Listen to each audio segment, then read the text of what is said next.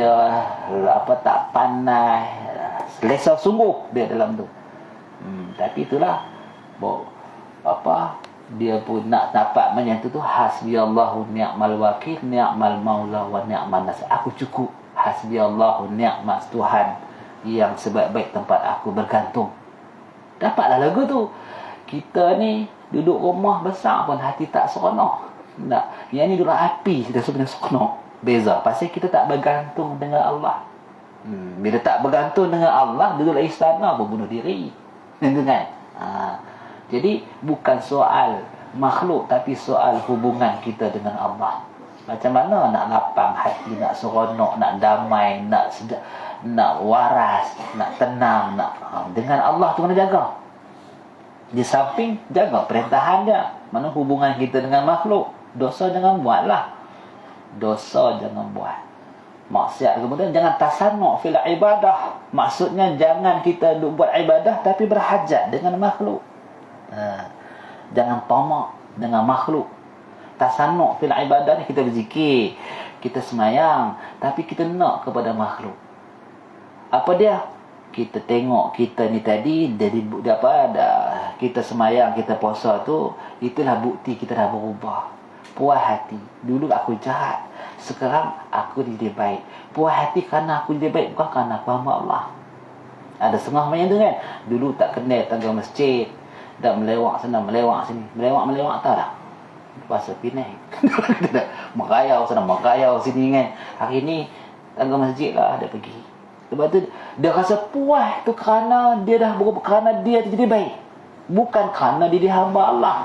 Maka dia berasa lengkap dah hidup dia. Dulu dia ni tadi huru-hara, sekarang ni dia dah jadi orang yang taat. Dia puas hati kerana dia taat, bukan dia puas hati kerana dapat jadi hamba Allah. Kerana Allah. Ketika tu orang ni tadi mata hati dia buta, tak mau macam tu. Tu panggil tasannu'. Berbuat ibadat tapi untuk nafsu, bukan untuk Allah. Tak mau macam tu. Selain daripada jangan buat maksiat, supaya hati kita sentiasa terhubung dengan Allah. Perbahasan lapangan hati ni tak ada dalam kitab ni, sebab dia perbahasan dalam kitab tasawuf, kita hikam macam tu. Baik. Jadi kita fahamlah wujud ni, wujud kita ni wujudnya apanya? Wujudnya kerana Allah. Wujud yang diadakan Allah. Wujud ni sebenarnya perbuatan Allah. Ini adalah perbuatan Allah. Macam tu. Artinya ada dimaknakan dengan tetap. Artinya ada dimaknakan dengan tetap, benar dan sungguh, yang wajib bagi zat Allah Ta'ala, yang tiada dikeranakan dengan suatu kerana. Ini yang ni kita kena dalam bab mengenai Allah tu pasti kena ada 3 ni. Pertama dia kena kemah sungguh, dipanggil jazam. Kemah sungguh, terikat sungguh, termeteri sungguh. Yang kita dapat maklumat ni masuk ke dalam hati kita, termeteri sungguh. Biarlah dalam penduduk dunia ni tinggal kita seorang, ya, yang lain semua kata Allah tak, apa pencipta tak ada, kita tetap tak berubah. Macam tu. Kemudian yang keduanya mutabiqatun bil haq, maknanya bertetapan dengan akal dan dengan syarak dan dengan akal. Yang kita kata ni bertepatan dengan Quran, hadis dan akal. Kemudian yang ketiganya kita mampu mengeluarkan bukti dengan hujah bahawa sungguh ada penciptaan. 3 ni ada konkret lah, percaya kita kepada Allah bersifat wujud. Baik, yang tu kena ada, pasti yang tu. Kalaulah kita katakan macam ni, dah 5 tu separuh daripada 10, kita boleh acu 3 tak mungkin, 4 tak mungkin, 6 tak mungkin, tak akan jadi, boleh tunjuk bukti. Macam tu. Begitulah bila kita sabitkan dalam i'tikad jazam kita ada Allah zat yang bersifat ada, kemudian pula berbetulan dengan Al-Quran dan hadis, kemudian pula dia mesti dia mesti ada pembuktian. Kalau kita mampu, maknanya kejap mengenal kita kepada Allah dan selamat kita dalam tuntutan bahawa wajib mengenal Allah dengan cara macam tu. Harap-haraplah kita dapat macam tu tak, walaupun hanya basic. Dia tak teruk, dia tak susah. Mengaji mengenal Allah ni habis. Yang tak habis fiqah. Pasal fiqah ni lagi ada dunia lagi tu. Ini hukum apa, ni hukum apa, ni hukum apa. Dia akan macam tu, melebar. Okey. Maka wujud itu di sisi Imam Fakhr-Razi selesai di situ. Jadi hakikat wujud tadi kita dah faham, sebenarnya Allah. Yang lain ni tadi majazi. Macam itu kena pegang.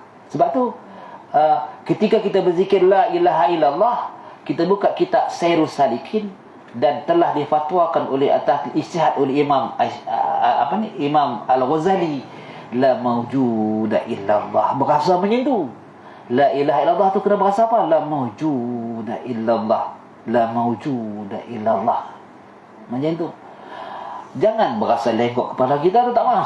Macam tu. Jangan berasa tak mau. Jangan berasa tasbih, tak mau. Jangan berasa ada alam ni. Sampai ke tahap tu baru kita bermula zikir. Walaupun dah sebelum tu 10,000 dah. Bila sampai ke situ baru bermula kita zikir. Kalau tak, kita tak bermula zikir lagi. Kita tasanuk. Kita berzikir tu memang. Tasanuk tu memang. Bila kita sampai la ilaha illallah, berasa semua ada Allah. La ilaha illallah. Macam tu.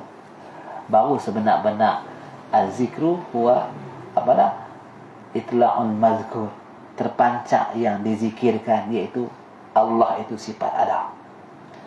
Maka wujud dia bawa khilaf. Ni nak cerita sikit supaya kita tahu ke perkhilafan di kalangan para ulama tentang makna hakik, tentang wujud tu, bukan tentang zat Allah ada tak ada, tentang nak mengkaji hakikat sifat wujud tu apa. Tu apa nak kaji. Kalau kamu katalah kita nama kata Said, kita nama Said kita ni kan. Said ada kata ada. Ada yang mengatakan ada Said tu, ada dengan Said tu, ada tu status macam mana? Ada tu status apa? Bagaimana? Said tu taklah boleh pegang-pegang. Dia ni adalah dia ni adalah lelaki dan sebagainya, begitu dah. Tapi yang ada tu tadi, status tu, maka sini ulama bahas. Maka wujud itu di sisi Imam Fakhr-Razi dan Imam Abu Mansur Al-Maturidi bukan wujud itu ain maujud. Bukan ain maujud dan bukan lain daripada ain maujud. Maknanya ada itu bukan diri dan bukan lain daripada diri. Faham tak? Buku ni kan, kitab ni ada. Kitab ada Salatah ini ada Ustaz? Ada dengan kitab ni. Ada tu bukan diri kitab, tapi bukan lain daripada diri kitab. Faham tak? Nak bahas kat mana? Macam tu. Ulama bahas macam tu. Ada tu adakah diri kitab? Bukan. Tapi adakah bukan? Lain? Tak lain. Ketika ada nak dibahas diri, posisi ada dengan kitab tu. Begitulah Allah wujud dengan zat Allah tu. Wujud tu tadi terhubung dengan zat Allah tu, status dia bagaimana? Maka kata Imam Fakhr-Razi dan Imam Abu Mansur Maturidi, bukan diri zat dan bukan lain daripada ain zat. Maka atas kaul ini, maka atas pendapat ini adalah wujud itu haliyah, adalah hal yang hal tu apa? Dalam bracket tu, yang menepati antara ada dengan tiada. Hal tu ada status dia di antara ada dengan tiada. Maknanya ada 3 perkara. Ada 4 lah sesuatu ni. Tak ada, antara ada, antara ada dengan tak ada, kemudian nak dekat kepada tak ada, kemudian tak ada. Oh, ni ilmu fizik ni. Kalau kita mengaji ilmu fizik kan, kalau kita nak kaji lah benda-benda ni, kalau benda ni adanya status kerah, ada status cecair kan. Kalau diri benda tu kan, jenis cecair, jenis kerah, Jenis gas. Tiga tu ya. Kalau kita kaji alam ni, jenis gas, jenis cair, jenis keras. Kan? Lepas tu tak apalah. Kemudian dibahas lagi dalam bab fizik tiga. Satu lagi dia di antara ada dengan tak ada tapi dekat kepada ada, dia panggil hal. Lepas tu satu lagi di antara ada dengan tak ada tapi dekat kepada tak ada, dia panggil amrun i'tibari. Satu lagi tak ada. Yang tu tak bayar apa diberi kepala yang tu. Yang tu kalau tak tahu pun tak apa hak yang tu. Nak sekadar nak kaji. Tapi yang pentingnya ada yang bagi Allah tu tadi mesti tersemat sempurna, sehingga kan mesti tiga ni mesti jazam bahawa diri Allah tu bersifat wujud. Kemudian kena mutabikatun bil haq, kena ada menepati Quran, hadis dan akal. Kemudian mesti ada bukti, ada pembuktian, ada dalil untuk mensabitkan, maka baru dikata dia tadi kemah dalam mengatakan Allah itu ada. Jadi di mana pembuktiannya? Itulah fanzur fanzur ila nafsika. Tengoklah diri kamu sendiri. Kita tengok dalam ilmu